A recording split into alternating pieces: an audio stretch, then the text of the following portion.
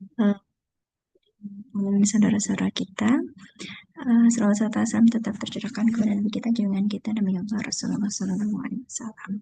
Sebelum kita mulai, kita tilawah dulu Al-Fatihah bersama-sama. Bismillahirrahmanirrahim. Alhamdulillahirrahmanirrahim. Ar-Rahmanirrahim. Maliki yawmiddin. Iyyaka na'budu wa iyyaka nasta'in. Shiratal mustaqim. Shiratal ladzina an'amta 'alaihim ghairil maghdubi 'alaihim waladdallin. Amin. Selanjutnya sebelum dimulai, karena jarang sebenarnya saya ikut ini, jadi tadi tanya Ega dulu, Ega apa dulu biasanya itu kan. Kalau tidak salah ada review materi sebelumnya, tadi sempat mendengar dari Teh Ririn ya, kalau nggak salah yang sebelumnya itu terkait dengan kewajiban mengajar. Nah, hari ini kita akan sharing-sharing, kemudian ada penjelasan itu ya dari Teh Atifah tentang pendidikan akal bagian C. Nah, sekarang Teh Atifah sudah bergabung, langsung saja Teh atau bagaimana? Boleh, boleh.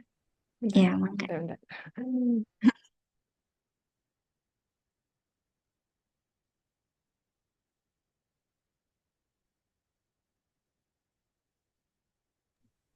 Ini gimana tuh? Ini mau langsung dimulai atau gimana? Ya, langsung dimulai aja. Ya, Jazakallah khair, Teh Norma. Salam kenal juga ya, Teh. Ini. Ya, jadi Bismillahirrahmanirrahim. Ini kan pekan lalu Teh Ririn udah bahas tentang ini ya, tentang kewajiban mengajar ya, tentang wanita gitu. Nah, terus dari sana, insya Allah hari ini kita lanjut ke pendidikan akal gitu. Jadi setelah dibahas gitu oleh penulisnya bahwa perempuan itu ya punya kewajiban posisi posisi yang mulia di mata Islam gitu, terus punya apa namanya kewajiban mengajar gitu, masuk ke eh, kemana sih sebenarnya salah satu muara gitu ya, salah satu kelanjutan dari kewajiban mengajar dan posisi wanita yang mulia itu, karena salah satunya eh, perempuan gitu ya sebagai seorang ibu punya tanggung jawab pendidikan akal gitu terhadap anak-anaknya. Nah itu apa aja gitu, insya Allah ini yang akan kita coba bahas dari buku Tarbiyatul Aulad ya. Jadi dimulai dari kesadaran intelektual. Nah yang menarik di sini ya menurut aku begitu dibuka bukunya di bab ini adalah tentang kesadaran intelektual gitu, bahwa sebenarnya setiap orang tua, setiap pendidik gitu ya, punya tanggung jawab untuk menumbuhkan kesadaran berpikir anak semenjak kecil hingga mencapai usia dewasa dan matang. Nah, kesadaran berpikir ini itu apa aja gitu? Di sini ada beberapa poin gitu ya. Yang pertama, hubungan anak dengan Islam sebagai agama dan negara. Jadi nggak cuma Islam sebagai agama gitu ya, tapi juga Islam sebagai negara. Kemudian hubungan anak dengan Al-Quran, jadi sebagai syariat dan sebagai undang-undang. Kemudian hubungan anak dengan sejarah Islam yang gemilang sebagai kemuliaan dan ketinggian. Kemudian wawasan Islam sebagai ruh dan pemikiran. Jadi ternyata kesadaran intelektual gitu ya, ini kan namanya kesadaran gitu ya, bukan cuman kepintaran gitu ya, bukan hanya apa namanya istilahnya kalau sekarang tuh apa akademik gitu ya, terus apa tapi ini adalah kesadaran gitu, bagaimana anak-anak kita dan kita itu bisa berpikir dengan sadar gitu ya, berpikir dengan sadar dan kemudian pemikirannya itu tumbuh menjadi apa ya, ya jadi pola pikir gitu ya, jadi hal yang apa namanya bisa membantu anak menavigasi kesehariannya gitu. Jadi nggak cuma dikasih tahu Islam itu apa ya, em, kewajibannya apa gitu ya, Tuhannya siapa, nabinya siapa, tapi diajak berpikir dengan sadar gitu ya, dan itu tanggung jawab kita gitu menumbuhkan kesadaran berpikir gitu. Apa sih konsekuensinya Islam gitu ya? Bagaimana dia sebagai agama, berarti apa namanya? Misalnya sejak bangun tidur kita di-guide Allah untuk mensyukuri gitu ya, alhamdulillahilladzi ahyana. Kemudian apa sih hubungan Islam dengan negara gitu ya? Misalnya kalau sekarang ya Islam itu memerintahkan kita untuk menjaga lingkungan gitu ya, misalnya berarti kan ibaratnya pas perang aja nggak boleh gitu ya menghancurkan tumbuhan, merusak pohon gitu, apalagi yang lebih parah daripada itu. Jadi kesadaran berpikir ini benar-benar um, tanggung jawab orang tua gitu ya untuk mengajak anak bisa berpikir gitu ya dengan intelektual, dengan proses berpikir yang baik, dengan dewasa dan matang, sehingga Islam, Al-Quran, dan Islam ini nggak cuman sebagai hal-hal yang ibaratnya apa ya, cuman buat ujian agama gitu ibaratnya, tapi ya mengajak anak untuk benar-benar berpikir gitu. Ini apa namanya, tanggung jawab kita gitu ya sebagai orang tua gitu, termasuk juga sejarah-sejarah Islam gitu ya, karena dengan mengetahui sejarah Islam gitu pasti anak-anak jadi akan semakin ini ya, semakin tergugah, semakin sadar gitu bahwa oh ada loh peran kita untuk meneruskan apa namanya perjuangan-perjuangan yang dulu kayak gitu. Nah, ini ya pengetahuan yang hendaknya diberikan ke anak sejak kecil gitu. Yang pertama adalah keabadian Islam gitu dan relevansinya terhadap ruang dan waktu. Kemudian ini penting ya karena sebenarnya kalau dilihat diingat-ingat lagi gitu, kadang-kadang kalau SMA negeri gitu atau kuliah negeri gitu kita akan kadang-kadang terbentur gitu ya. Kesannya terbentur antara ilmu pengetahuan sama agama gitu. Padahal sebenarnya kalau mau kita apa namanya kita lihat gitu yang abadi dan memang terbukti benar itu adalah Islam gitu ya dan paling relevan terhadap ruang dan waktu. Jadi sebenarnya nggak pernah bertabrakan juga ya gitu. Nah ini makanya penting untuk kita menanamkan bahwa Islam itu abadi dan relevan sepanjang zaman. Kemudian penyebab kemuliaan dan kemenangan para pendahulu kita. Jadi hmm, ya apa namanya ini juga pengetahuan yang hendaknya kita kasih ya gitu bahwa contohnya Indonesia aja gitu ya Indonesia kan merdeka salah satunya kenapa karena para pendahulu kita itu belajar agama juga ya gitu maksudnya ya mereka punya guru gitu ya mereka dekat dengan Islam gitu para pendahulu kita itu kayak Muhammad Hatta terus apa namanya Hos Cokro Aminoto itu kan mereka orang-orang yang dekat dengan Islam gitu ya nah itu juga perlu kita ajarkan ke anak-anak gitu sehingga anak-anak sadar oh yang membawakan kemenangan gitu ya kemuliaan itu memang adalah Islam gitu ya kemudian membongkar rencana jahat yang telah direncanakan para musuh Islam gitu jadi maksudnya eh, para musuh Islam itu kan memang mereka nggak akan ridho ya kalau di Al-Baqarah ayat 120 tuh mereka nggak akan ridho sampai kita memeluk agama mereka kayak gitu jadi kesannya mungkin sekarang selangkah demi selangkah gitu kayak masih nggak apa-apa gitu tapi mereka akan terus ini ya akan terus meminta lebih gitu ya ibaratnya Zionis gitu Nasrani komunis gitu gitu mereka kayak komunis dulu mungkin awalnya baik-baik aja gitu ya ketika masih belum terlalu besar tapi ketika mereka sudah menjadi organisasi yang lebih besar gitu kan ternyata jadi berbahaya juga gitu ya untuk Islam jadi uh, ya apa namanya itu juga perlu kita ajarkan ke anak-anak kita tentunya sesuai dengan tahapan umur dan akalnya gitu ya nanti ada bahasannya kemudian sejarah kemajuan peradaban Islam gitu ya itu apa namanya dari Sirah gitu ya terus sejarah-sejarah peradaban-peradaban setelah tabiin tabiat itu bisa kita ajarin dan prinsip siapa yang kita ikuti serta siapa yang kita jauhi jadi dikenalkan kepada tokoh-tokoh yang emang baik gitu ya Rasulullah dan para sahabat dan tokoh-tokoh yang memang sebaiknya kita jauhi. Nah ini ada hadisnya gitu ya dalam hadis yang diriwayatkan oleh At-Tabrani dari Ali bin Abi Thalib bahwa Rasulullah bersabda, didiklah anak-anakmu atas 3 hal. Yang pertama mencintai nabimu, kedua mencintai ahli baitnya, keluarganya gitu ya dan membaca Al-Quran.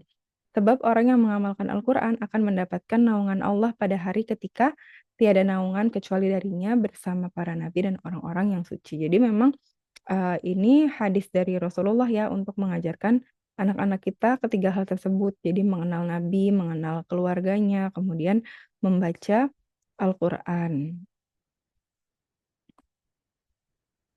Nah ini ada beberapa contoh ya salafus salih dalam membangun kesadaran berpikir. Jadi mereka, para salafus sholih itu mewajibkan anak-anaknya untuk mempelajari Al-Quran, seni perang, kemudian juga sejarah para pendahulu. Jadi barengan gitu ya, bukan hal yang dipisah-pisah gitu ibaratnya. Contohnya tuh ada ya dari Sa'ad bin Abi Waqqas, kemudian Al-Ghazali, Ibnu Khaldun, Khalifah Hisham bin Abdul Malik.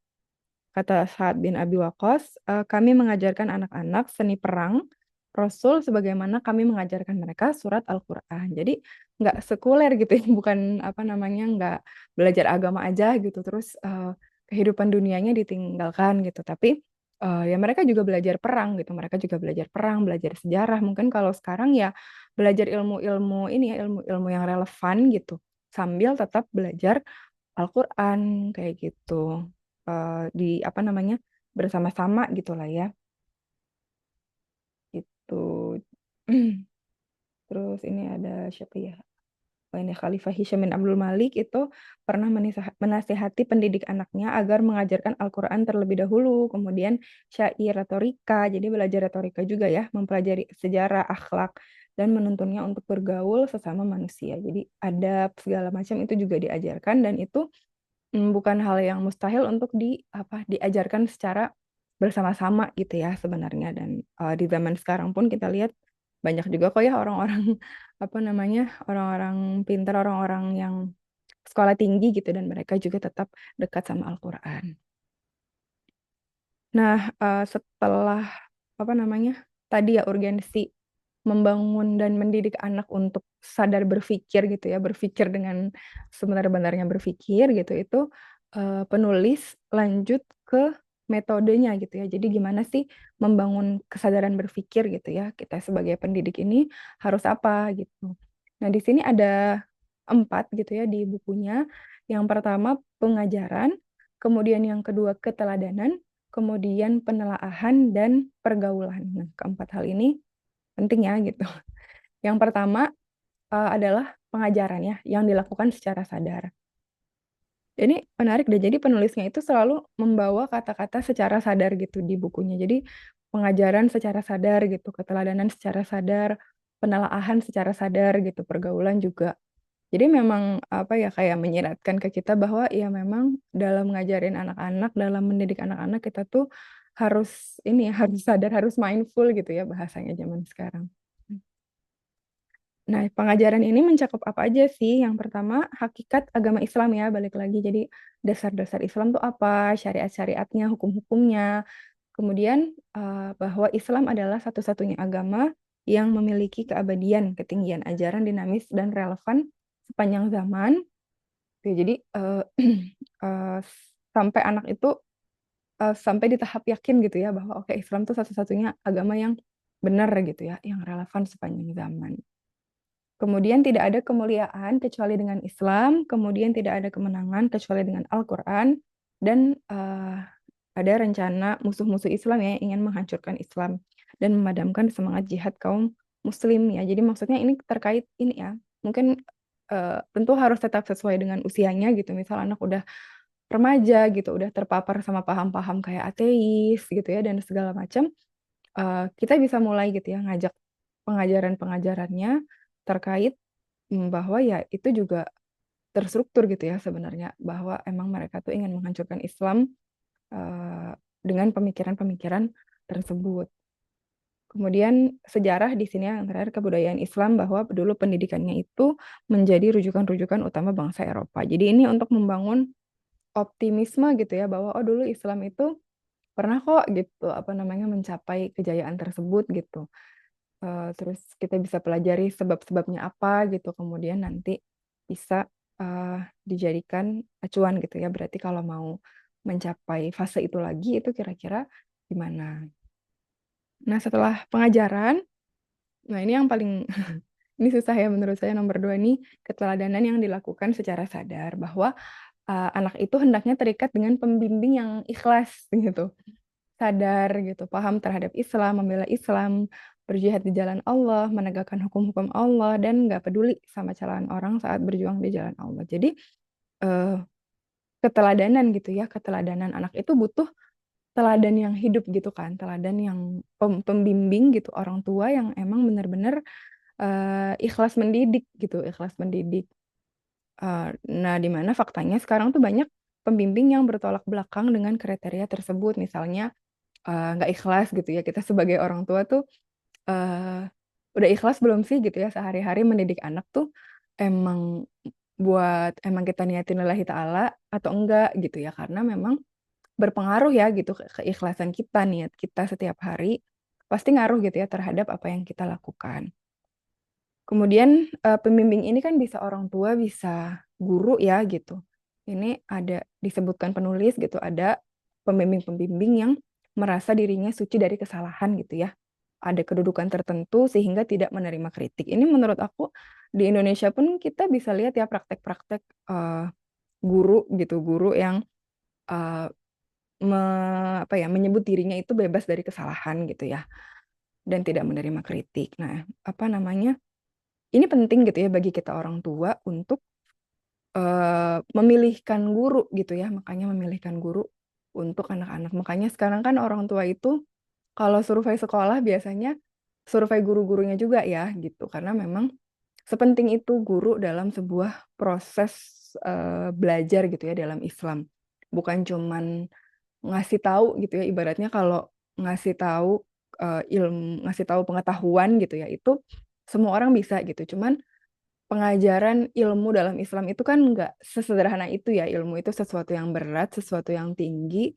Maka kita butuh guru yang paham akan itu gitu ya, supaya ilmu-ilmu ke anak-anak kita itu berkah. Makanya nggak heran sekarang orang tua makin banyak yang selektif gitu ya. Kalau survei itu mereka sampai cari tahu gurunya kayak gimana gitu. Jangan sampai di sekolah gimana, terus di luarnya kayak gimana gitu.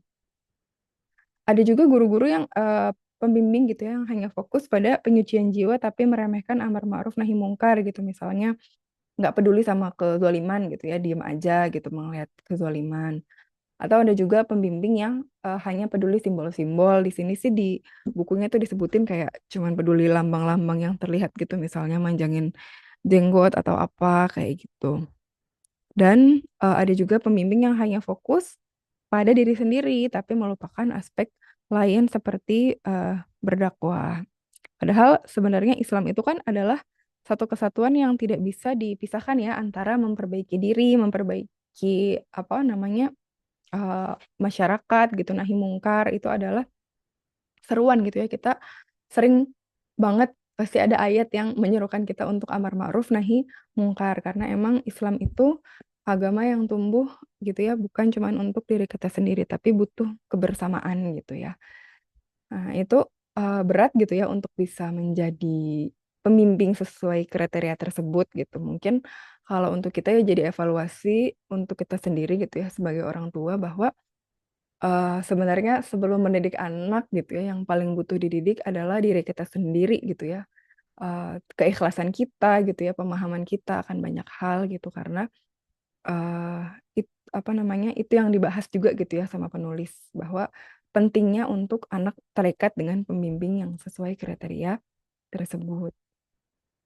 Nah, ini ada ayat yang diangkat penulis gitu ya, Al-Baqarah 159 sampai 160, bahwa tentang kecaman ya terhadap orang-orang yang menyembunyikan petunjuk Allah gitu. Jadi ini terkait tadi bahwa ada pembimbing yang setengah-setengah gitu ya, misalnya fokusnya sama diri sendiri aja tapi lupain aspek dakwah gitu. Nah, itu kan berarti nggak menyampaikan semuanya secara keseluruhan gitu ya gitu.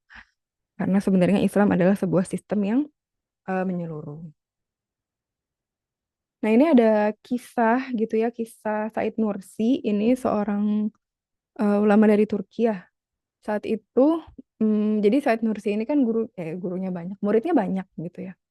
Tapi ada titik di mana beliau tuh sadar gitu ya bahwa ada murid-murid yang mulai berlebihan gitu ya, menyucikan dan mengagungkan dia. Jadi Said Nursi ini bilang gitu ya bahwa langsung gitu ya melihat itu, beliau merasa nggak beres gitu ya, kayak dia langsung bilang, janganlah kalian menisbatkan kebenaran yang aku serukan kepada diriku, karena diriku ini penuh dosa dan fana gitu. Jadi mm, kebenaran gitu ya bukan datang dari eh, guru gitu ya, tapi di sini beliau menekankan kebenaran itu hendaklah dinisbatkan kepada sumbernya yang tetap suci, yaitu kitabullah dan sunnah nabinya. Ada lagi lanjutannya, ketahuilah bahwa diriku tidak lebih daripada orang yang menerangkan petunjuk dari Allah. Ketahuilah bahwa diriku tidak terjaga dari kesalahan, bahkan tidak terlepas dari dosa.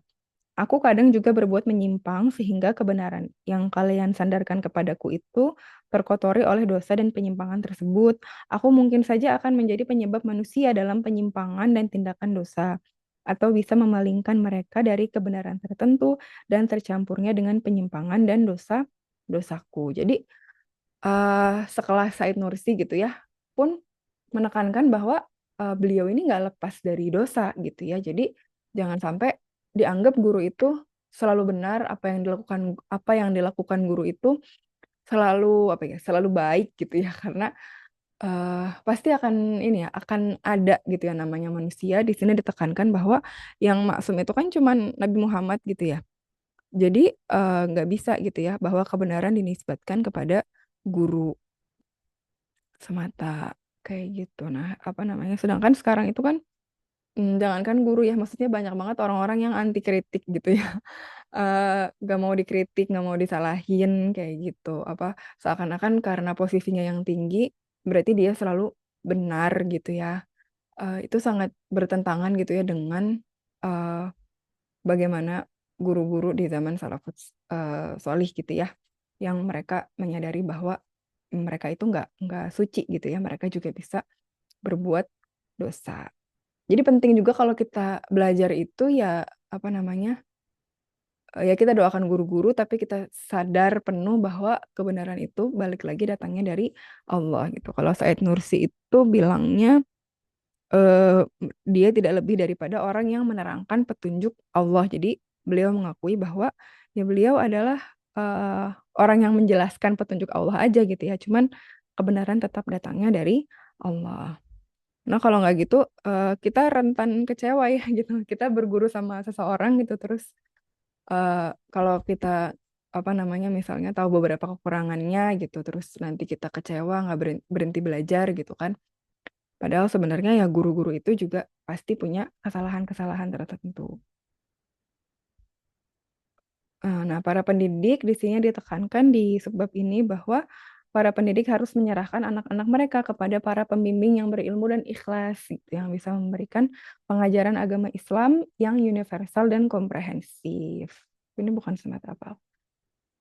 eh ya, anak-anak intinya butuh keteladanan ya yang disuguhkan secara hidup, karena anak-anak itu termasuk kita gitu ya. Kita itu kan paling mudah meniru yang ada di sekitar kita gitu. Apalagi seseorang yang kita kagumi gitu ya, yang kita jadikan contoh gitu. Maka anak-anak gitu butuh keteladanan yang disuguhkan secara hidup, butuh guru-guru yang baik, butuh orang tua yang baik ya, yang bisa menjadi teladan gitu. Yang mana ini masih susah juga ya gitu.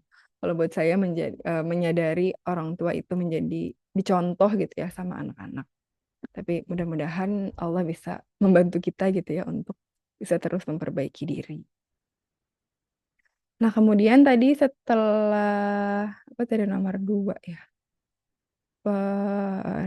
keteladanan ya gitu ya dilakukan secara sadar, penelaahan. Jadi membantu anak gitu ya untuk menelaah. Nah, di sini poinnya adalah pendidik apa namanya hendaknya menyediakan perpustakaan gitu ya meskipun kecil, yang mencakup berbagai cerita Islami tentang para pahlawan, kisah ya. Jadi kisah-kisah orang bijak, kan banyak kisah ya di dalam Islam, juga banyak kisah. Kemudian kehidupan orang-orang soleh, kemudian aturan-aturan Islam terkait akidah, akhlak, ekonomi, politik, dan konspirasi musuh-musuh Islam ya. Balik lagi tentang Zionisme, komunisme, materialisme, dan sebagainya. Kemudian isu-isu masa kini juga ya, pemecahan masalah dan sebagainya. Balik lagi karena eh, kebutuhan mendidik intelektual ini mengajak gitu ya anak-anak untuk berpikir secara komprehensif gitu ya, bisa menganalisis masalah-masalah yang ada. Jadi butuh ada juga berita-berita Islam masa kini gitu ya. Dan ditekankan oleh penulis bahwa buku bisa dipilihkan oleh pendidik sesuai cerita yang sesuai usia ya, sesuai usia sama pengetahuan anak. Jadi kalau anak masih balita gitu ya, kayaknya mereka belum butuh tahu gitu ya apa terkait apa namanya yang berat-berat gitu ya, bisa kisah-kisah terlebih dahulu gitu misalnya. Terus nanti kita bisa lihat kapan sih anak-anak mulai cocok gitu ya dikasih bacaan-bacaan yang lebih berat. Karena ada perkataan kok hadis ya, tapi saya lupa. Ini tulisannya dari Ali bin Abi Thalib gitu ya. Diriwayatkan ini bukan hadis kayaknya. Punten. Halaman berapa ya? Diriwayatkan oleh Al-Bukhari. Oh iya bentar, dari hadis dari Ali bin Abi Thalib dari Rasulullah berarti ya. Ajaklah bicara manusia sesuai dengan pengetahuannya. Jadi apa namanya? Penting untuk orang tua gitu ya, mengamati gitu ya, melihat anak tuh udah sampai di tahap mana ya kira-kira bisa diajak diskusinya gitu. Nah, kemudian yang terakhir adalah pergaulan. Jadi kalau udah dididik ya, diajarin, dikasih keteladanan di rumah, disediakan buku-buku gitu. Di sini ditekankan juga bahwa pergaulan itu penting gitu. Jadi pergaulan yang dilakukan secara sadar. Pendidik hendaknya memilihkan untuk anak-anak teman-teman yang solih, amanah, memiliki kelebihan daripada yang lain. Jadi karena anak-anak itu belum bisa ini ya, belum bisa milih gitu. Makanya di sini yang ditekankan adalah pendidik yang memilihkan teman-teman tersebut, gitu ya. Jadi kelebihannya itu bisa macam-macam ya, bisa pemahaman agama, kesadaran berpikir, bisa wawasan keislaman, bisa juga teman yang oh ya udah dia baik gitu ya, secara akhlak dia baik. Bisa juga teman yang kematangan akal, kan kita ada aja ya teman-teman anak tuh yang kayaknya lebih tenang gitu ya, secara akal tuh juga lebih matang gitu. Kita bisa lihat dan juga punya kesadaran sosial. Intinya adalah karena seseorang itu akan mengikuti agama temannya, maka hendaknya salah seorang di antara kalian memperhatikan siapa temannya dan memang lingkungan seberpengaruh itu ya gitu.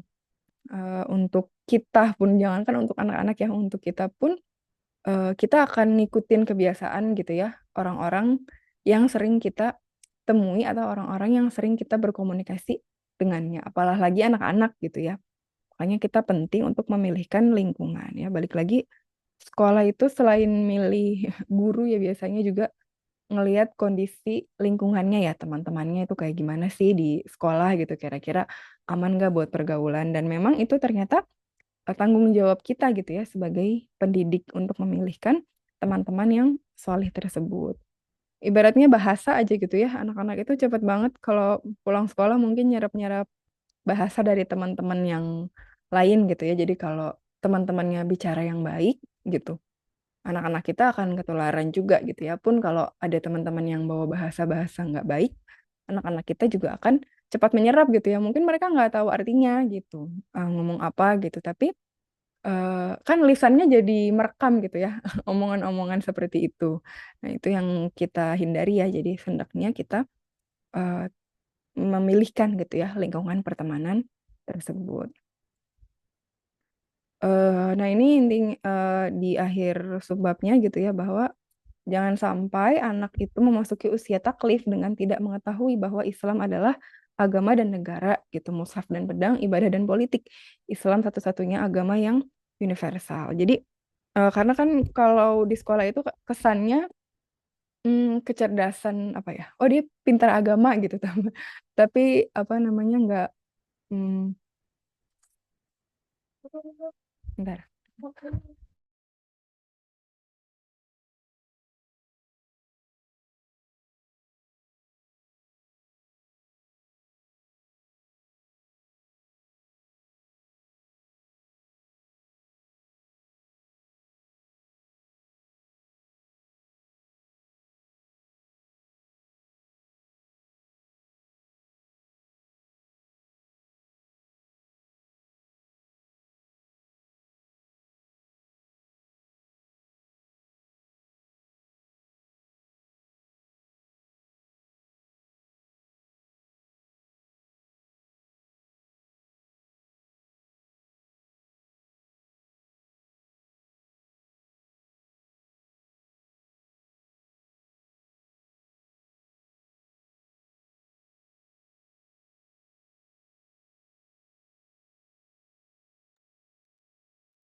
Dari pemahaman. Oh ya intinya Islam tuh nggak terpisah ya gitu, bukan berarti karena anak-anak apa namanya belajar gitu ya tentang tokoh-tokoh Barat, pakar filsuf gitu, jangan sampai mereka nggak kenal pahlawan Islam gitu, jangan sampai mereka hmm, dia memandang bahwa nggak bisa untuk memahami kan tadi konteksnya berpikir gitu ya, berpikir apa hubungannya Islam dengan yang dipelajari di sekolah atau di masyarakat kayak gitu. Jadi Islam tuh nggak terpisah intinya ya, nggak bukan kayak paham-paham sekuler gitu yang kesannya eh, nggak bisa berbarengan gitu. Justru kan Islam itu sebuah sistem gitu ya. Oh kita belajar kenapa gitu, kenapa ya karena Allah akan meninggikan orang-orang yang memberi ilmu gitu ya beberapa derajat.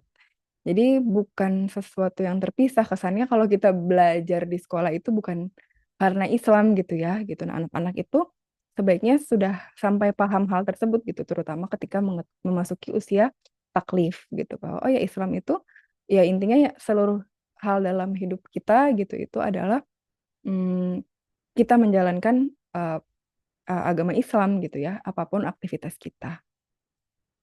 Dan untuk sampai kepada kesadaran itu gitu ya, itu memang menurut saya butuh dialog yang ini ya, dialog yang panjang dengan anak-anak gitu. Oke, nah itu tadi tentang intelektual ya. Kemudian di akhir bab ini penulis menyampaikan tentang tanggung jawab kesehatan akal. Jadi setelah apa ya, setelah dididik gitu ya secara intelektual supaya bisa berpikir dengan baik itu kan butuh akal yang sehat gitu ya. Nah, disinilah muncul juga tanggung jawab kita sebagai pendidik terhadap kesehatan akal tersebut gitu. Jadi apa aja sih kesehatan akal?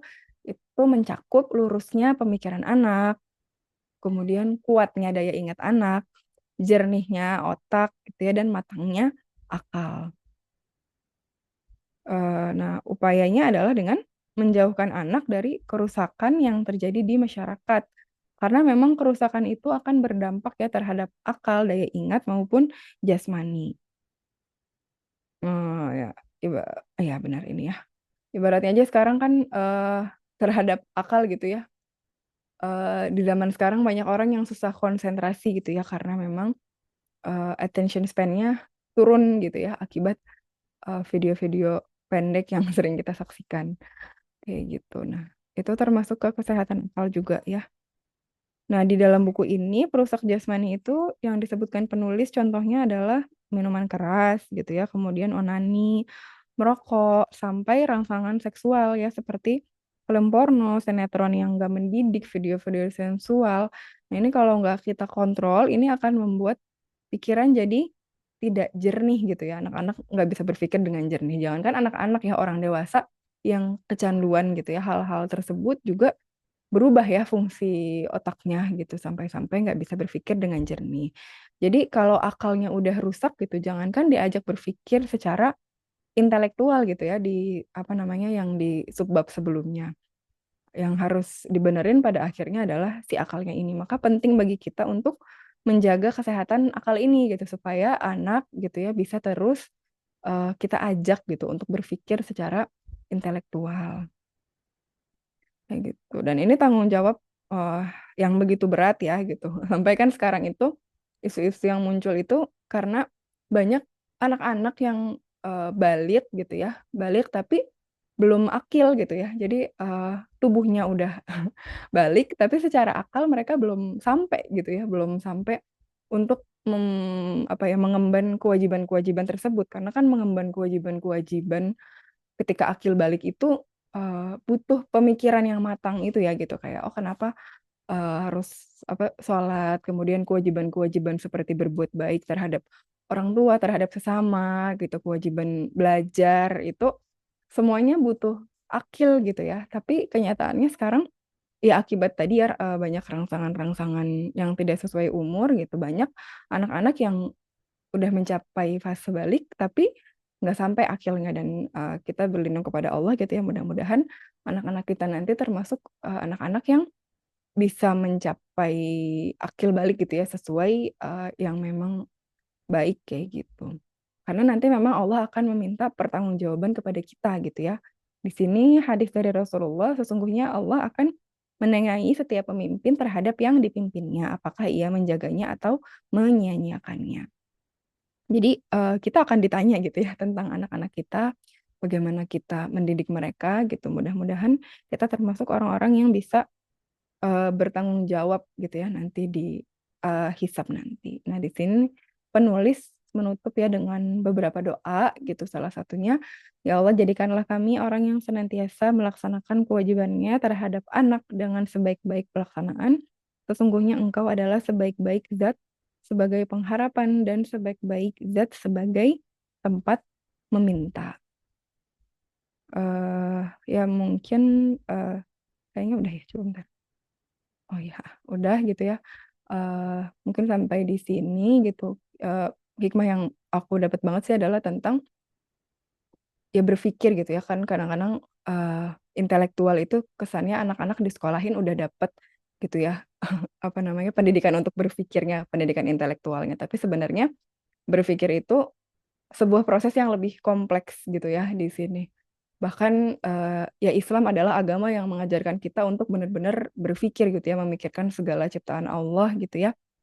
Afala yatafakkarun gitu kan, apakah engkau tidak berpikir gitu. Jadi dengan kita mengajarkan Islam gitu ya, sebenarnya kita juga udah ngajarin anak-anak gitu ya untuk berpikir gitu ya dengan sebenar-benarnya berpikir menggunakan hati gitu ya, mata, telinga gitu dan itu benar-benar eh, apa ya kewajiban yang berat gitu ya, tanggung jawab yang berat supaya anak-anak bisa menjalankan gitu ya akalnya dengan baik gitu dengan sehat dan juga bisa menjadi anak-anak yang tadi berpikir secara intelektual gitu, sadar gitu ya bahwa semuanya yang kita lakukan di sini gitu adalah eh, dalam rangka menjalankan agama Islam gitu ya semuanya. Gitu.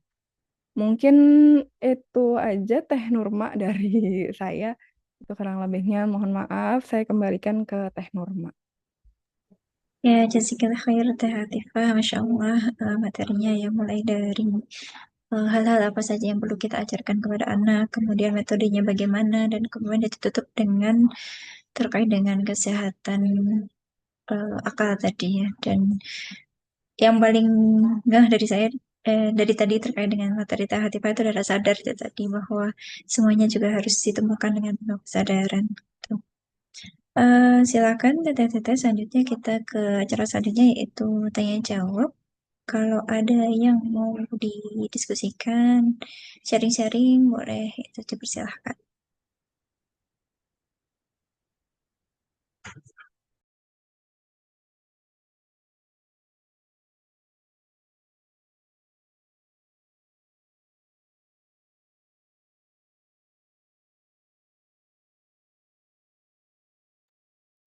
Sambil menunggu mungkin dari saya ya Teh, terkait dengan kesadaran intelektual. Ada nggak ya sih Teh pengalaman pribadi gitu ya terkait dengan, mungkin nggak yang dalam-dalam banget gitu ya, mungkin yang simpel-simpel aja gitu ya. Mungkin pernah Teh Atifah alami gitu ya waktu diskusi atau waktu sharing-sharing gitu.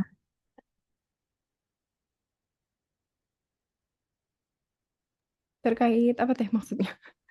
Terkait ini apa namanya menumbuhkan akal nih tadi. Jadi tentang mungkin cerita-cerita sejarah tadi ya, mungkin contohnya pernah nggak sih ngobrol sama anak gitu ya, mungkin terkait dengan apa tadi sirah-sirah nabawiyah gitu ya. Mungkin responnya anak bagaimana dan Oh iya iya. ya ada nggak gitu.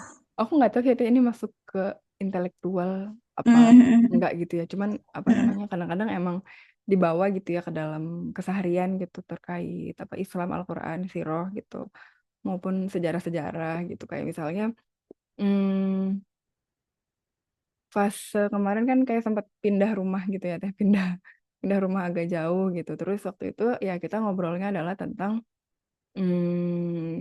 fase hijrah para sahabat gitu loh bahwa oh kita pindah nih masih bisa loh, kita masih bisa kirim-kirim barang gitu. Maksudnya terus masih ada apa namanya tabungan segala macam gitu. Tapi coba kita bayangin gitu ya, dulu para sahabat itu pas mereka hijrah dari Mekah ke Madinah gitu ya, itu kan mereka harus ninggalin semua barang-barangnya gitu kan. Rumahnya ditinggal gitu, bahkan ada keluarga yang nggak bisa pergi bareng keluarganya, jadi mereka harus terpisah gitu. Terus mereka harus tinggal di tempat baru gitu ya, yang ya di sana juga nggak ada keluarga gitu. Walaupun memang kaum Ansor menjadi penolong mereka gitu, cuman kan itu nggak mudah gitu ya. Jadi apa namanya, dengan kondisi dulu kan capek anak-anak tuh kayak, aduh apa harus apa sih, packing, unpacking gitu ya, tapi terus Mm-mm. bisa dibawa ke sana gitu bahwa, oh tapi alhamdulillah loh barang-barangnya masih kita bisa bawa gitu ya, masih bisa kita bawa karena dulu para sahabat pas hijrah tuh mereka tinggalin gitu ya semua harta bendanya gitu, rumahnya dan harta-hartanya kayak gitu. Aku nggak tahu sih itu masuk ke penumbuhan kesadaran intelektual apa enggak gitu ya. Cuman dari sana memang ada apa sih namanya, ada dialog-dialog gitu ya, proses berpikir gitu sama anak-anak kayak gitu kali ya Teh. Aku nggak tahu dia masuk nggak ya ke situ. Ya menurutku masuk deh. Soalnya tadi paling ingat yang tadi hal apa saja yang diajarkan kan termasuk salah satunya adalah tentang sejarah ya gimana Islam itu dimuliakan, gimana Islam itu dibawa sampai sekarang gitu. Dan ya itu bisa jadi harapannya ya orang-orang orang tua sekarang tuh ya nggak hanya melimpahkan itu ke sekolah kali ya teh. Jadi orang tua juga harus harus ada dialog lah. Dan gimana penerapannya di sehari-hari gitu. Mungkin teteh-teteh yang lain silahkan.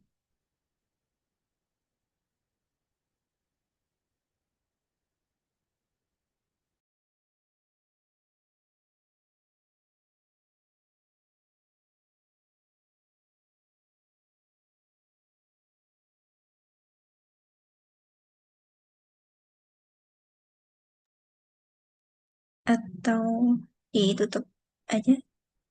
Biasanya gimana teh? Iya kayaknya kalau udah nggak ada bisa di. Oh ya, boleh, boleh, boleh. Oke, oke. Ya, terima kasih teteh-teteh semua, terutama Teh Atifah ya. Mungkin memang terkait kesadaran intelektual, mungkin baru, oh ada tambahan dari Teh Bonita. Kalau dari aku ngerasa anak itu bisa banget diajak ngobrol serius dengan bahasa spesifik. Bahkan jika, jadi bekal perbendaharaan kata buat mereka. Iya, bener banget ya Teh. Jadi, apalagi kalau topiknya adalah topik yang dialami gitu ya. Tadi contohnya Teh Atifah tadi ya, waktu pindahan gitu. Jadi ada bahasa-bahasa yang jadi tambahan juga gitu. Dan mungkin kerasa tentang akal itu ya kalau udah agak beranjak remaja dan sebagainya ya. Mungkin kalau anak-anak mungkin masih belum terasa. Tapi semoga kalau kita pupuk dari sekarang harapannya gitu kan biar bisa pada waktu remaja, dewasa dan sebagainya. Ya tadi contohnya ya, balik aja tapi belum akil. Harapannya tadi akil itu berbarengan dengan baliknya mereka. Tuh. Em, iya banget. Ya sekarang lebih kritis kan nggak bisa dimetas-metasin. Iya benar banget. Tapi kadang kalau kritisnya kebablasan ya itu tadi ya bahaya. Makanya pegangannya tadi Islam itu semoga jadi pegangan lah bahwa Islam itu ada di seluruh sendi kehidupan. Tadi. Hmm. Udah kita cukupkan. Terima kasih. Ada kalimat penutup Teh Hatifah atau sudah? Sudah. Langsung ditutup aja Teh. Iya, oke. Terima kasih. Semoga kita semua dapat mendapatkan hikmahnya hari ini dan semoga kita juga bisa menerapkan ke anak-anak kita gitu ya. Dan semoga Allah ridhoi juga forum kita supaya bisa bermanfaat. Kita cukupkan untuk hari ini. Mohon maaf bila ada salah. Kita tutup dengan bacaan istighfar. Astagfirullahaladzim. Alhamdulillah, alhamdulillahirabbil alamin. Dan doa penutup majelis. Subhanakallahumma bihamdika asyhadu an la ilaha illa anta